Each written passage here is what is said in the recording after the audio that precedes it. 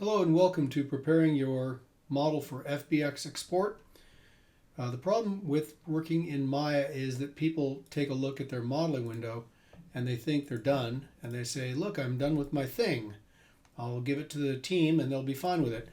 And what happens is they export it from Maya and they don't know the format and something happens and something's broken and people don't know why. This is a way of checking your work, much like having clean code. It's not just built, but you've commented things, you've organized things. It's like turning in clean art. It's like turning in a clean paper. Your 3D digital sculptures must be clean as well. So simply seeing it here in the 3D window doesn't work because Maya is very forgiving. It will draw 5-sided polygons or more. It will draw the negative sides without the normals on a polygon. All of that stuff is not necessarily what's going to be covered in the game engine or the project you're working on. So this is a way to make sure that your stuff is ready to export and use and put animation on it. So the first thing you want to do is you want to come in here and bring up your outliner. I've got a hotkey for mine, but if you need to know where it is, it's right here. And make sure that you've got one mesh, not a bunch of groups, one mesh. If you are confused about how to clean that up, then you want to come over here and make sure that you are under Edit, Delete All by Type History. And that should clean things up if you still have dependencies from a merge or a combine. But make sure you have one mesh, make sure it's named, and that the suffix is _mesh. Second thing you want to do is come in here and make sure that you do not have any layers left over. You don't have any other guides. The only thing you should have in here is the one model you are going to export, period. There should not be things hidden that you didn't see or know about, but you have to be accountable for everything and to be on top of it, because now you're asking the computer to do something and it's going to be a computer. It's going to be very linear thinking, so you have to be ahead of it. Superhero mesh, in this case, I select it. There is no history. Make sure that you clean up any history before you export this. We just went over how to delete all the history. The other thing you want to do is come up here to optimize scene size and make sure that you've optimized everything. In fact, we're going to do that again in just a minute because I realize you may want to fix this. You see the faceting, the fact that every one of these planes is flat. Some of you may have that on the head of your character or the body and you don't want to export that. Come in here, and if it's the entire model, you got to grab the entire model. But if it's just one or two faces, you can actually grab the faces. In this case, I'm going to do it to the eyes. I'm going to use the greater than key to kind of crawl along the eyes because I know that those were separate objects when I merged them. But you can do it to a series of faces in the arm, the leg. But you want to make sure that everything is smooth or hardened as it needs to be for the character. So in this case, I'm going to go and grab all the faces for the eyes, come up here to Mesh Display, and then Soften Edge. And it kind of softens them up. It kind of rounds them out a bit more. You can see that when I don't have the showing the edges on. The other thing I want to do in this case is actually harden some edges, which is around the belt line.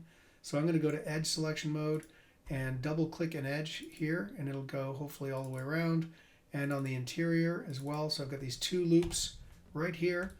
So I want to make sure that I've got a very clean character and it's going all the way around. So in this case, I've got a belt. You don't necessarily have to have one for your character.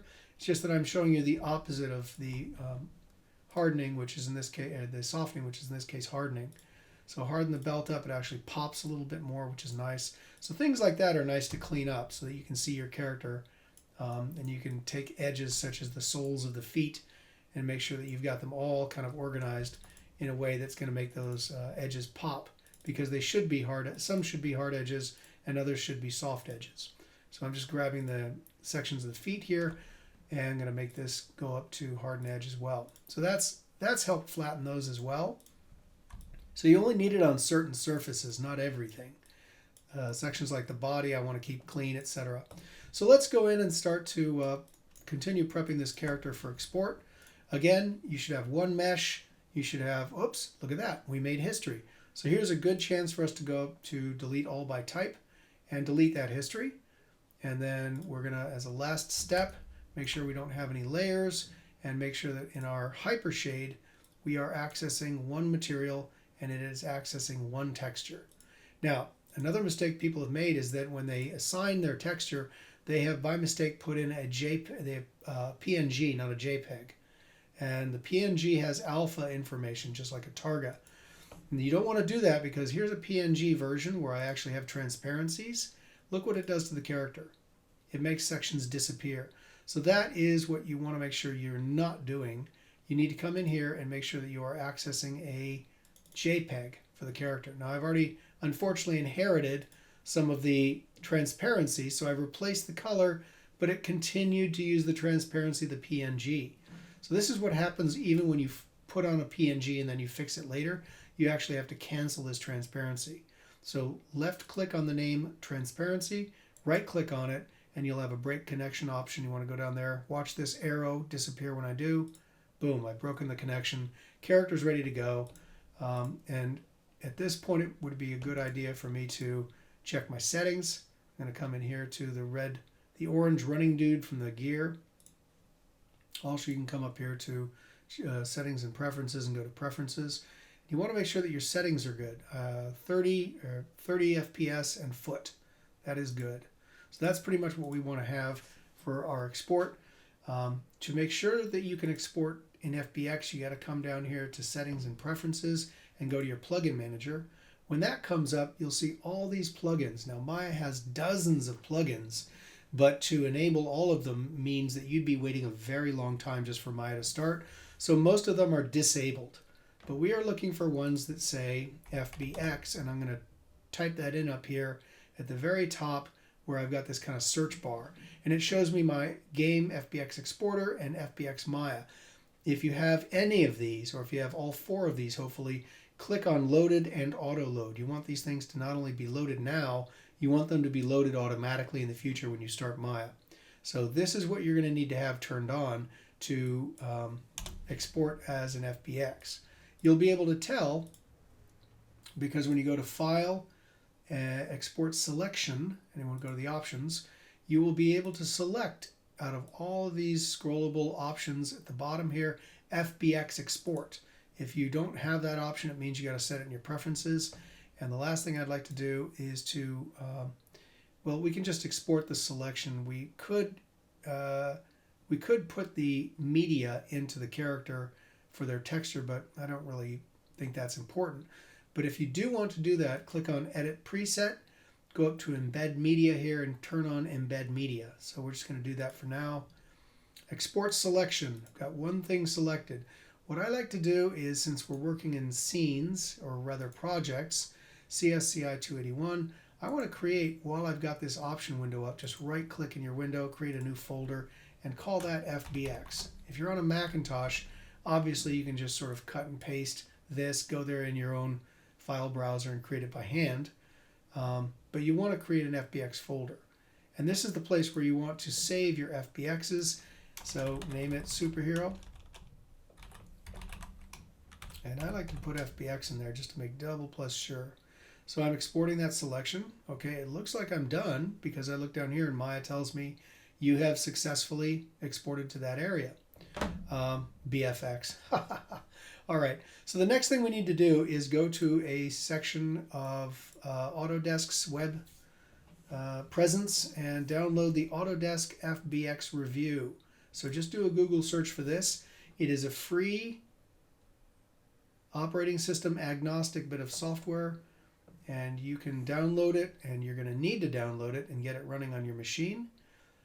When you do, it should look like this. It's just a little viewer that has nothing to do with Maya, not really.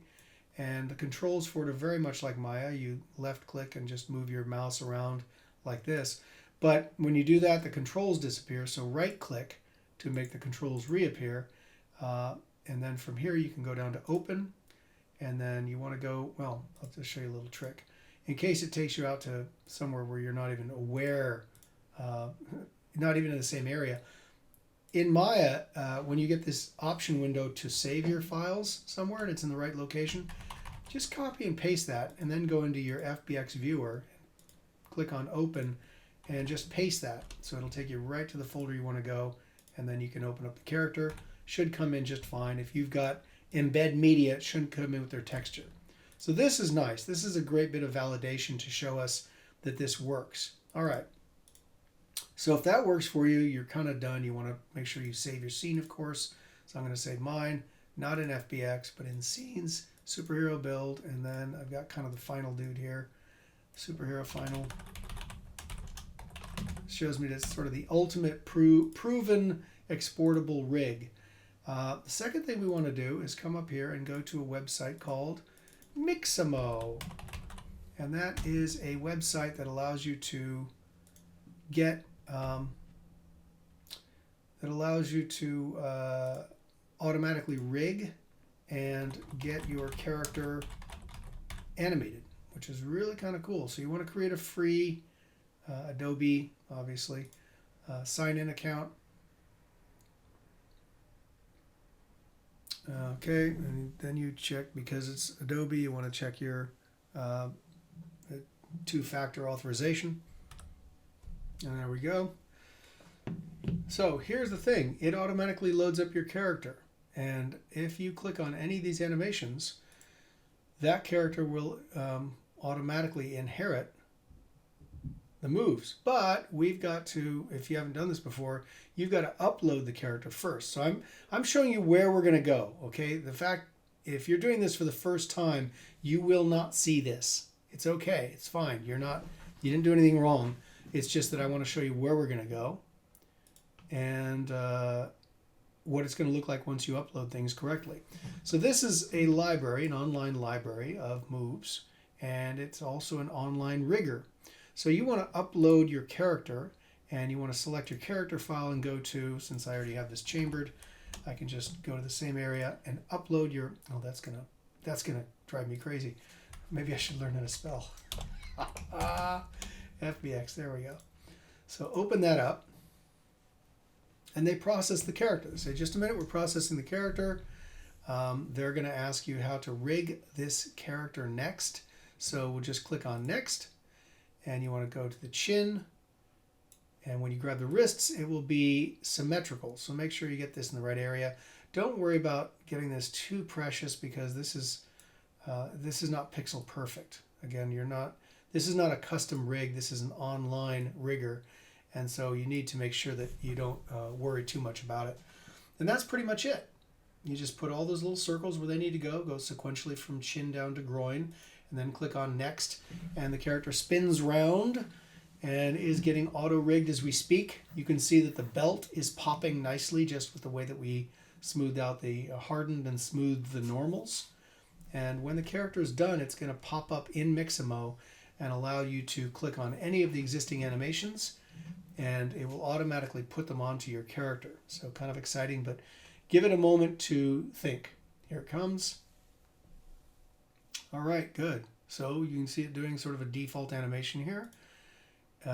Proceed to this character. A previous character will not be saved. Absolutely. All right, here we are. So any of these things that I select, this is capoeira. He's moving. And what's really nice is this is a very dynamic animation, but look, even with the kind of cartoonist proportions, this character's not breaking because we built them out of tubes, which is really good. So let's say that I want to take this, let's do something sort of rumba dancing. Do I want to do rumba dancing? All right, that's fine. Rumba dancing is good. Something very dynamic where the arms are swinging out, very action-like. That's fun. Okay, just click on download, and the default is fine. Frames per second, 30. You should have that set in Maya as well. So it's preparing the download. Give it just a second. But what you can do is actually run through this hip-hop dancing, save the file. What you can do is actually save out a whole bunch of FBXs of moves you need in a game. And that should allow you to save all the moves necessary for a gray boxing of a game. All right, so I'm going to go to my FBX folder here, Superhero FBX. Then I'm going to go to my download folder, and I'm just going to drag it in here. There. And you can do that any way you'd like. Go back into Maya. We are now going to create a new scene, and we are going to import. We're not going to open, we're going to import in FBX, because if you can export it, you can certainly import it. So let's go down from best guess to FBX, period. Use namespaces, turn that off. We don't need namespaces. Preserve references, we don't need that either. So let's just import this character. And again, look how much time we're saving by having it chambered where we need to go right in our clipboard. And click on hip hop dancing, import, and take a minute to come in, press F. Whoops, I don't have a character anymore. Look at that. Well, this probably is because the camera's so far out. So what I did is I clicked on Superhero Mesh and pressed F, because our settings are probably bad. So go down here to settings, again, the orange running fella. Settings, oh, we're at centimeters. Nope, we got to be at feet and 30 frames per second. Good, save that. This is the joint system, which can be a bit much. Go to display, go to animation, go to joint size, and just kind of lower that down from 1 to maybe 0.1. There we go. And if you don't want to see it at all, which is fine, go to layers, create from selected, and just turn it off. So this character may need to have their texture reassigned to them because it got lost somewhere along the line. But make sure you're also pressing 4, 5, and 6, and maybe the texture was there the whole time, which we've just verified by bringing up Hypershade. So let's see this character dance. Excellent, good. And from here you can save this as a Maya file. And this Maya file will be your character dancing or fighting or doing some fighting moves. We can go back to Miximo and we can type in fight. And they're a superhero, they do superheroic things. So they do fist fight, maybe a super punch or something like that. Fist fight, boom, boom, yeah, boom, boom, boom, great. So you can actually create all these moves and save them as Maya files for gray boxing in your game. So that should help you out. Make sure you are at that point and you understand the export process in using the viewer. The FBX Viewer is a way to validate what you've done rather than just assume it's done.